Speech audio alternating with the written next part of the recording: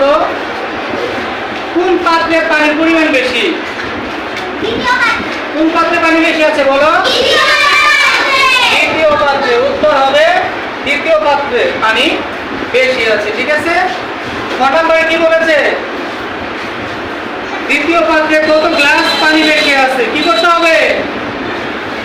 বিয়োগ করতে হবে। দ্বিতীয় পাত্রের পানির পরিমাণ থেকে প্রথম পাত্রের পানির পরিমাণ বিয়োগ করে দাও। 5 আর 5 মিলে গেল কত? 0। 2 আছে কত হলে 6 হবে? 3 হলে। 2 আছে কত হলে 6 হবে? 3 হলে। 2 আছে কত হলে 1 হবে? 2 আছে কত হলে 3 হবে? 1 হলে। এককের ঘরের সাথে এককের ঘর বিয়োগ করব, দশকের ঘরের সাথে দশকের ঘর বিয়োগ করব, শতকের ঘরের সাথে শতকের ঘর বিয়োগ করব। গুড। কার কোনো সমস্যা আছে? Okay fine. গ, দুটি পাত্রে মোট কত গ্লাস পানি আছে? মোট থাকলে কি করতে হবে? তাহলে দুইটা পাত্রে যে পরিমাণ পানি আছে সেই পরিমাণ পানি যোগ করে দাও।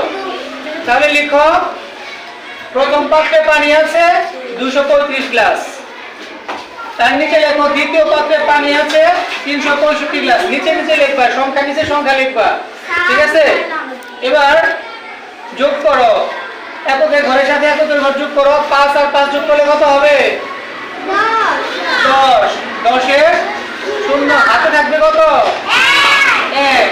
হাতের 1 নিচের সংখ্যার সাথে যোগ করে দাও, কত হবে?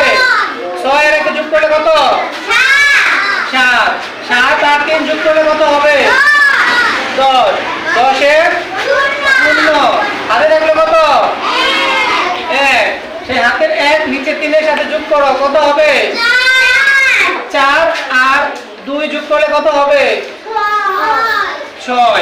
6 লিখে দাও। তাহলে মোট কত গ্লাস পানি আছে? 600 গ্লাস পানি আছে। এটাই উত্তর। খুবই সহজ।